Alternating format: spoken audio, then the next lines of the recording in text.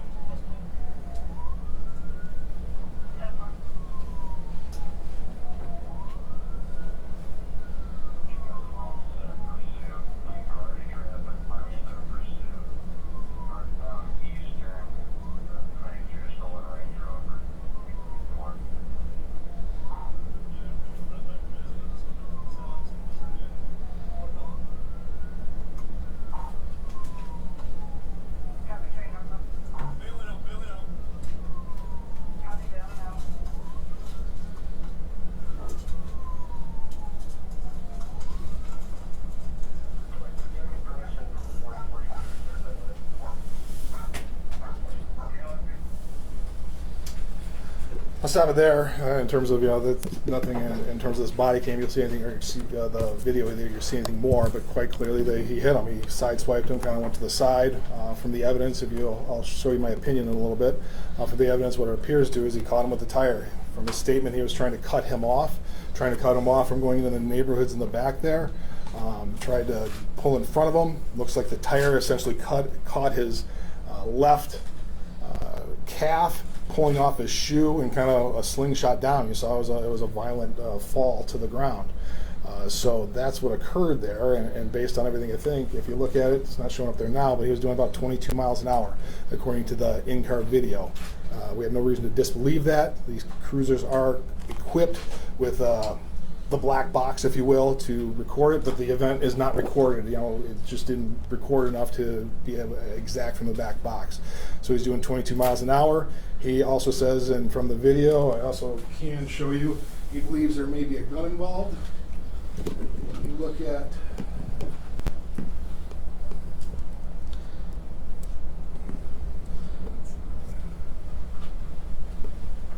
right there, maybe you can see right there, you can get it a little bigger, but there is a black object. It turned out to be a cell phone in his hand. But this group, they've been, quite frankly, I think the police have said, they've been trying to watch this group. The Holland police have pursued them. There had been allegations of this group being involved in stolen cars. Shots have been fired in other places. So he thought this was an armed individual running into a neighborhood, and so he made the decision to try and cut him off. He thought he had didn't think he had enough time to actually stop the car, get out. The kids had quite a bit of head start, so he tried to pull in front of him. As you can see, he made contact at some point in time, catching him with the side of his car. I talked to the medical examiner. The medical examiner, I did talk to him after. People were asking. I talked to him Friday afternoon, in terms of Friday afternoon, and trying to explain. He said there's no evidence that he was actually run over. There's nothing, in terms of crush, like his leg was crushed or anything like that. He was caught in the force. He had a broken hip. The force slammed his head to the ground, causing head injuries that caused his demise. So based on all this, based on the facts and circumstances, they did not find a basis to charge the officer. Essentially, I looked at, you look at first second-degree murder. Second-degree murder, there's an intent to kill and intent to do great bodily harm. Did not find that here quite clearly. He's going past him. He's trying to cut him off from getting into a neighborhood. Can you say that the natural tendency, the likely act, is to cause death or great bodily harm when you're trying to cut in front of somebody and stop him from going there? He clearly, if you wanted to run him over, he could have just gunned it right at him, and there's no evidence of that once again. Talking with the medical examiner, he didn't get thrown. He's at the side of the vehicle, so he didn't just run him over, so the likely intent we have for a secondary murder is not there. So I looked at gross negligence. And gross negligence is very similar. I don't use this as much, but the defendant is aware of the risk, but to the ordinary mind, it must be apparent that the likely result is to prove disastrous to another. And once again, given the speed, 22 miles an hour, he's trying to apprehend what he believes are dangerous individuals. This is not, you don't take this as just, what happens here, there's a kid running. They have run from the police in Holland just before this. They had extensive chase here. There's a possibility of guns being involved. Given the totality of the circumstances, at that speed, I can't say to the ordinary mind that death or great bodily harm is going to result. Obviously, the execution did not happen in terms of how he executed his trying to pull in front of him didn't occur properly. But the fact he's trying to do that is not enough to prove gross negligence for some sort of involuntary manslaughter charge. We did look at the reckless driving. Reckless driving is kind of the next level down. If you look at reckless driving, it's a lower standard, but once again, you look at the language there, conduct that results in a plain and strong likelihood that death or great bodily harm would result. I can't say there's a plain and strong likelihood at that speed, given the circumstances and everything like that. So we're left, once again, the only thing we have was a moving violation causing death. A moving violation causing death is kind of some sort of a civil infraction, a ticket, if you will. But when you look at the civil infraction, there is a specific statute, MCL 257-603, it kind of grants leeway to officers responding in an emergency situation. And when you're responding in an emergency situation, they can do things that we can't do or other people can't do. They can run stoplights, they can exceed speeds, they can do stuff like that. So it's hard to point at a civil infraction that he would have committed. Driving over the curb, none of us can do that. But in a pursuit, there are certain things officers can do when they're trying to apprehend what they believe at the time is a dangerous individual. So looking at all that, I did not believe there was a sufficient basis to file any criminal charges against the deputy. But that does leave the juvenile who led the police on this chase, and that's why I said we're charging him with the fleeing and eluding first. Fleeing and eluding causing death for leading the police on this chase and resulting in the death of Riley. This is a tragic situation. I met with the family. They're not happy with this decision, quite clearly. So we had a long discussion, and I'm sure they think the deputy should be charged. But based on my analysis of the law, based on everything I've looked at, I just find no basis to charge the deputy in this circumstance. So that's my statement. I guess I'll open up for any questions. Yeah, where did you meet the family? At the state police post. The state police post. 6th District. Yep, right over there in Walker. And can you talk about that conversation a little more? You said that they were not happy. What was their initial reaction when you told them? It's horror. I mean, it's horror to watch. I can't imagine what it's like for the mom and the brother and sister to watch their brother, sister, son to get hit like that and go down. They clearly thought the deputy should be charged. I tried to explain to them my reasoning. I provided them a copy of the opinion. They disagree. I wasn't expecting them to agree. I mean, I understand that. I understand there's going to be people that disagree with this decision, not just the family members. But I really took a look at this, took a look at it with my staff, much like I do a lot of these cases, and try to analyze this point by point. And I'll have a copy of each. There's one opinion for each network, if you will, and you can get a little bit more in depth. But I try to do this the best I can. I just did not find a basis to charge the deputy. Now, Ben Johnson, the attorney for the family, says this is a case of a deputy using a car as a deadly weapon, no different than a gun. See, I didn't see that. I mean, he could have gunned it and went right at him. I mean, that's the thing. Quite clearly from the video, he could have. There's nothing stopping him, and he did not do that. He clearly hits him from the side. So he's trying to cut him off. He didn't do it appropriately, and did it and hit him, and maybe cut it too close. And obviously, there are tragic results. But this was not a matter where using the gun analogy, where he shooting at him. He didn't shoot at him. He didn't gun right for him. He was clearly going by him and trying to go around him, and he got caught. And that happened. I mean, it happens. It's a horrible thing to occur, but it's not, and that's why I didn't even get into the fleeing felon, because I thought that using deadly force against a fleeing felon. I don't think we get that analysis here, because he was not trying to use deadly force against a fleeing felon. He was trying to cut him off, and caught him in what he was trying to do.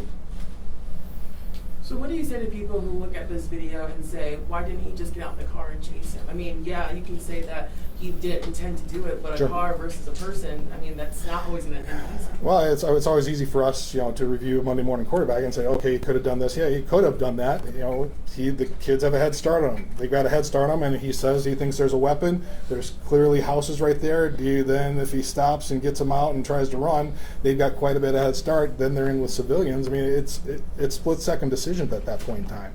So that's hard to say, well, he could have. Yeah, he could have done that. He could have. They said, why don't they let the dog out? It's a canine unit. He could have let the dog out, but if you continue on, it's a process to get them out, get the leash on.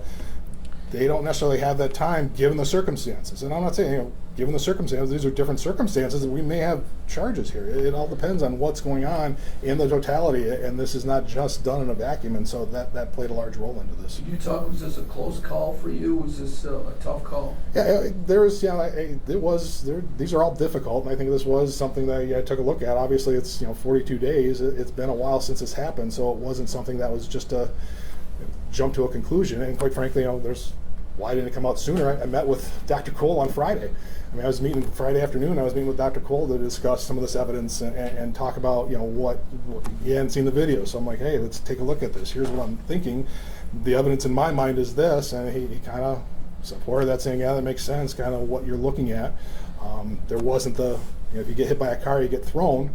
It wasn't that. It dropped right there because it looked like there's kind of a catch in that tire, if you will. And that's I guess I'll throw you. There is another photo which I can share basing that decision on. He was handcuffed afterwards, and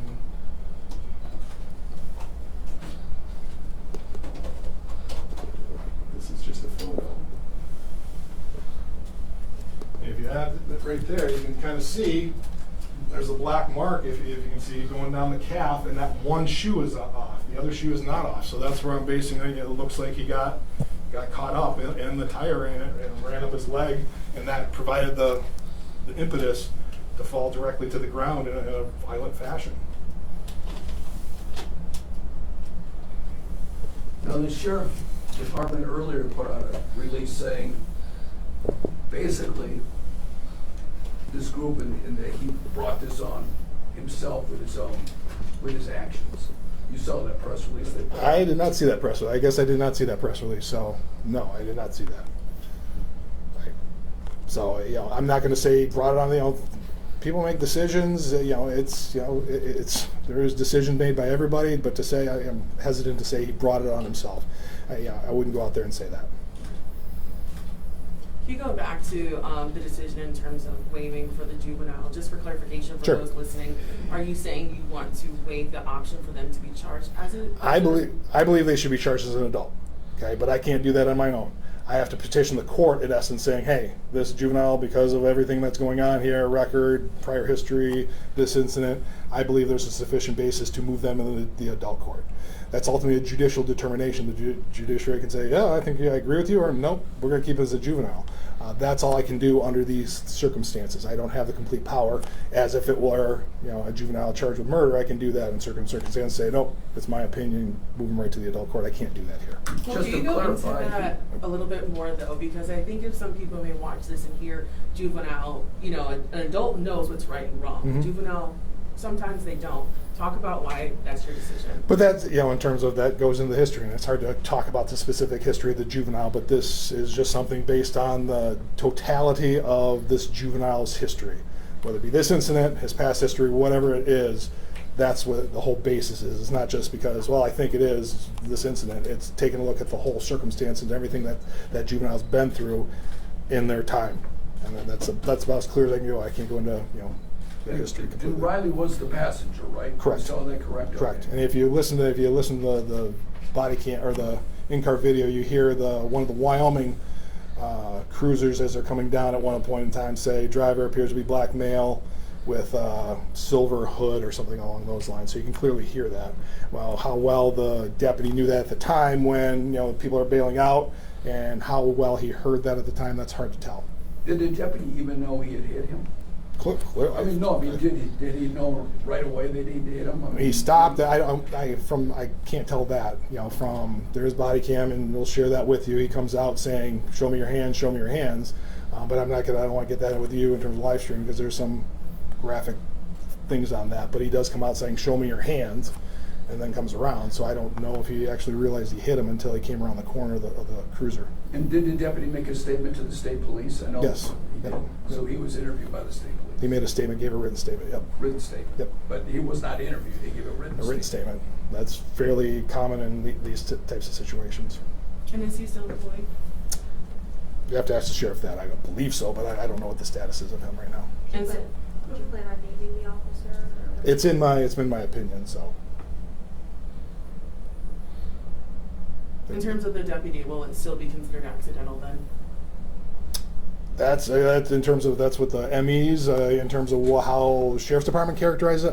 That's something, I don't even say it's an accident. That's not necessarily. I say there's no criminal charges. That's about as far as I go. Accidental and negligence and stuff like that. That's probably more in the civil arena, which I don't deal with. So that's going to be left up to somebody else. You expect this to be the attorney for the family to ask the AG to review this? Have you heard that? I don't know. I have not heard that at all. No. You also talked about the potential of there being a weapon in the hand. Just for clarification, was there anything? No. No, it was a phone. It was clearly it was a phone that was found on the side. But if you saw from that photo, it looked like there was something there clearly. Okay, and I'll share. I got like 7, so like 1 per.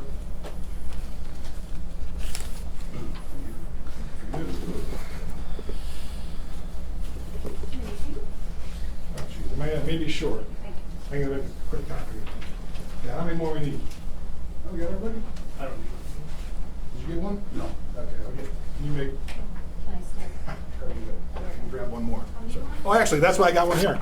That's why I have a short one. Oh. Yeah, the one I was using. Okay. Thank you.